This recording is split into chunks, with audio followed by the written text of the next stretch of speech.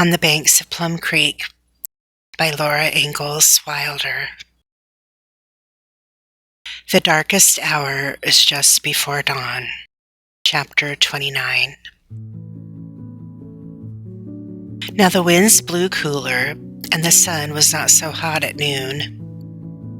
Mornings were chilly, and the grasshoppers hopped feebly until the sunshine warmed them.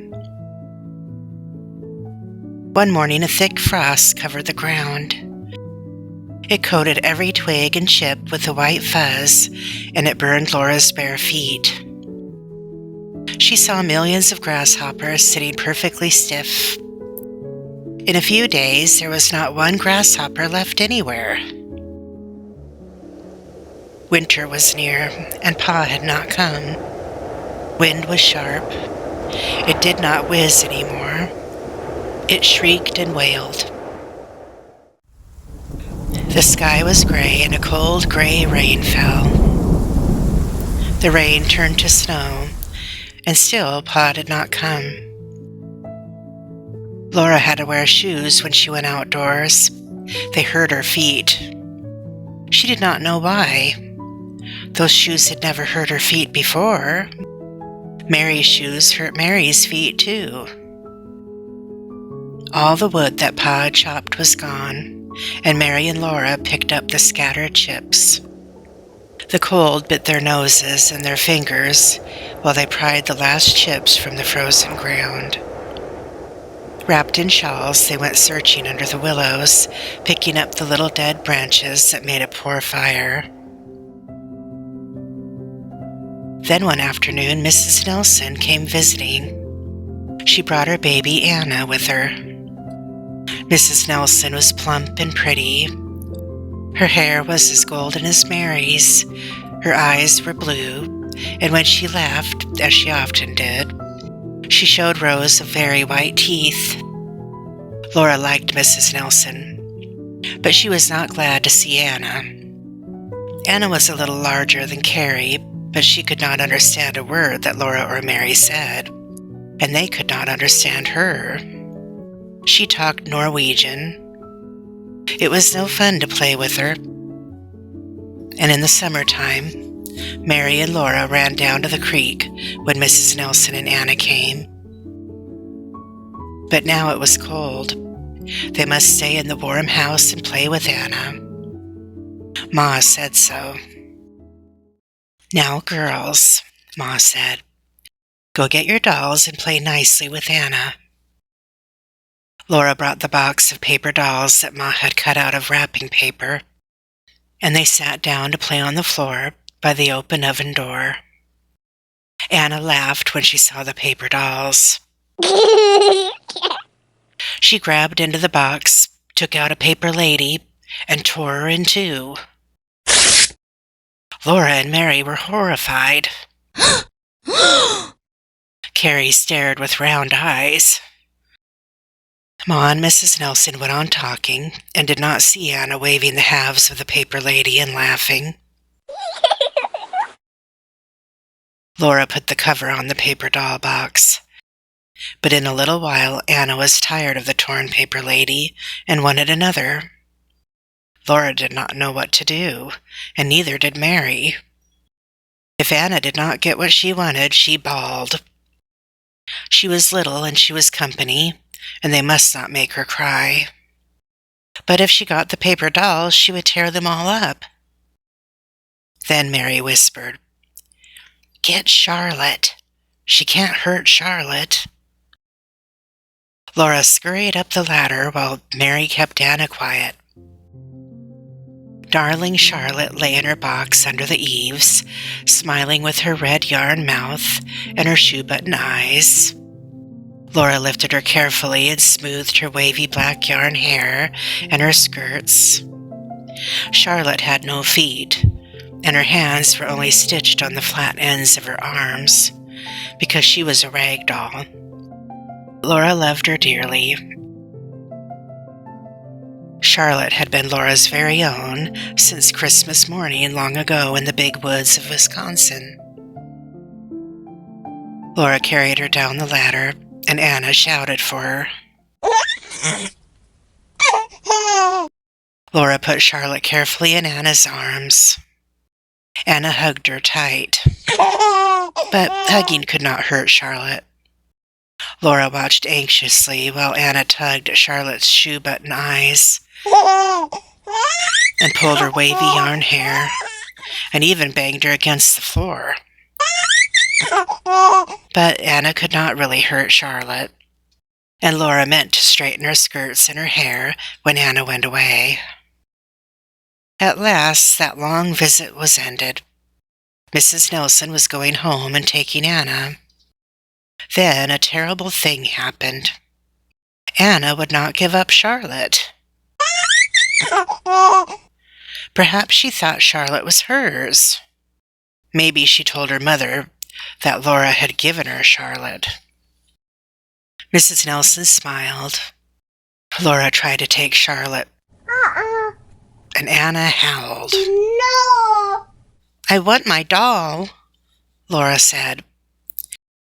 But Anna hung on to Charlotte and kicked and bawled. "For shame, Laura," Ma said. "Anna's little and she's company. You are too big to play with dolls anyway. Let Anna have her." Laura had to mind Ma. She stood at the window and saw Anna skipping down the knoll, swinging Charlotte by one arm.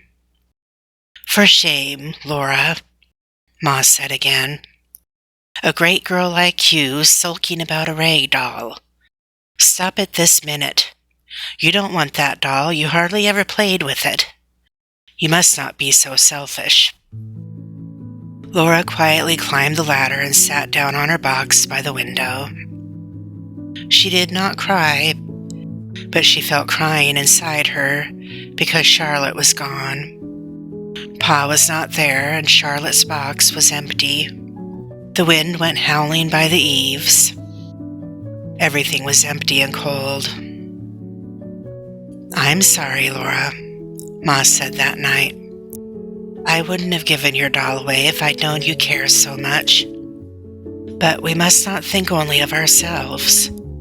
Think how happy you've made Anna." The next morning, Mr. Nelson came driving up with a load of Pa's wood that he had cut. He worked all day chopping wood for Ma, and the wood pile was big again. "You see how good Mr. Nelson is to us," said Ma. "The Nelsons are real good neighbors. Now aren't you glad you gave Anna your doll?" "No, Ma," said Laura. Her heart was crying all the time for Pa and for Charlotte. Cold rains fell again and froze. No more letters came from Pa. Ma thought he must have started to come home. In the night, Laura listened to the wind and wondered where Pa was. Often in the mornings, the woodpile was full of driven snow, and still Pa did not come. Every Saturday afternoon, Laura put on her stockings and shoes, wrapped herself in Ma's big shawl, and went to the Nelsons. She knocked and asked if Mr. Nelson had got a letter for Ma.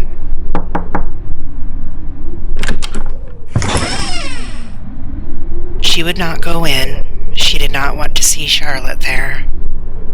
Mrs. Nelson said that no letter had come, and Laura thanked her and went home.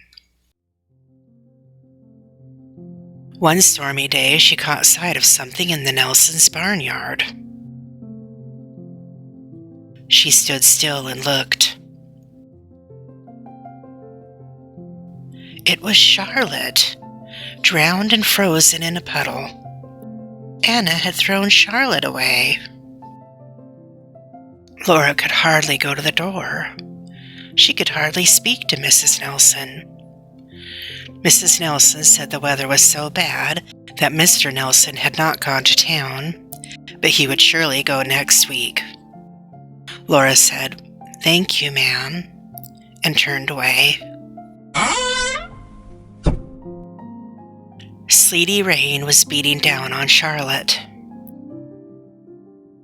Anna had scalped her.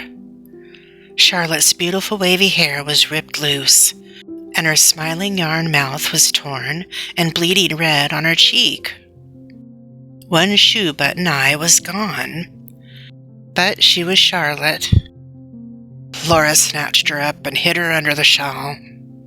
She ran panting against the angry wind and the sleet all the way home. Ma started up frightened when she saw Laura. "What is it? What is it? Tell me," Ma said. "Mr. Nelson didn't go to town," Laura answered. "But, oh, Ma, look." "What on earth?" said Ma.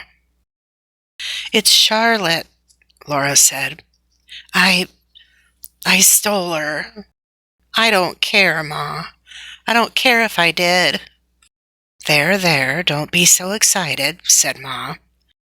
"Come here and tell me all about it."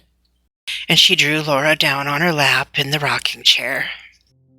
They decided that it had not been wrong for Laura to take back Charlotte.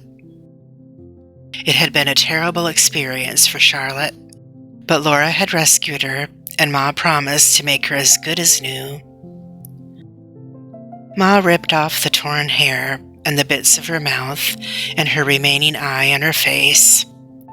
They thawed Charlotte and wrung her out, and Ma washed her thoroughly clean and starched and ironed her, while Laura chose from the scrap bag a new pale pink face for her and new button eyes.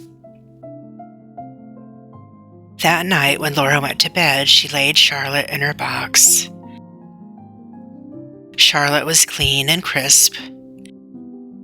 Her red mouth smiled, her eyes shone black, and she had golden brown yarn hair braided in 2 wee braids and tied with blue yarn bows.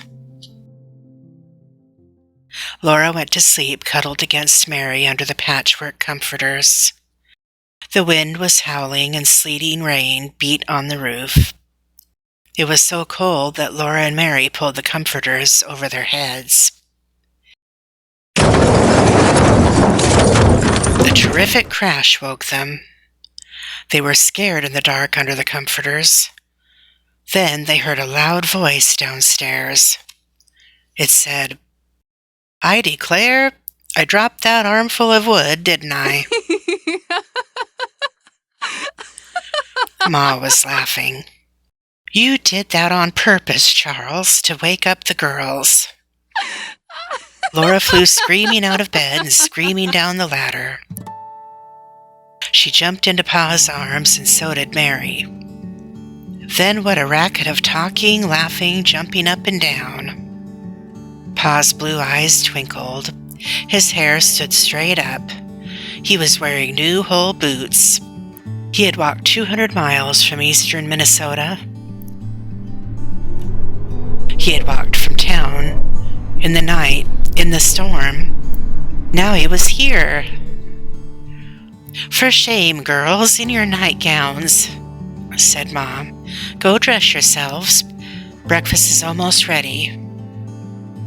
They dressed faster than ever before. They tumbled down the ladder and hugged Pa, and washed their hands and faces, and hugged Pa, and smoothed their hair and hugged him. Jack wagged in circles, and Carrie pounded the table with her spoon and sang, "Pa's come home, Pa's come home." At last they were all at the table. Pa said he had been too busy toward the last to write. He said, "They kept us humping on that thresher from before dawn till after dark. And when I could start home, I didn't stop to write.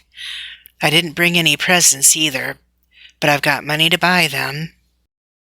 The best present you could bring us, Charles, was coming home," Ma told him. After breakfast, Pa went to see the stock. They all went with him, and Jack stayed close at his heels.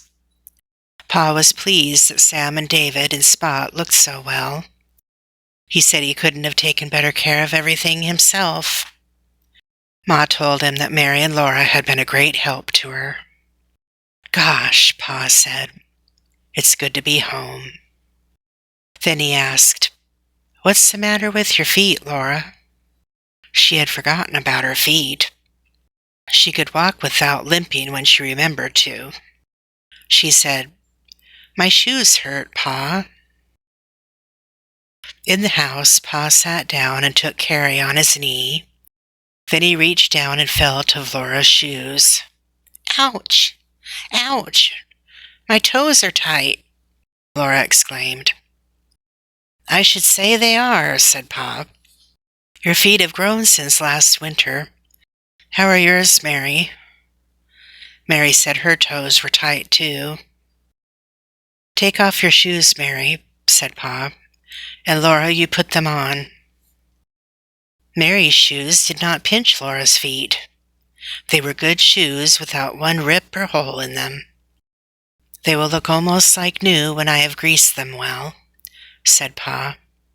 "Mary must have new shoes. Laura can wear Mary's, and Laura's shoes can wait for Carrie to grow to them. It won't take her long.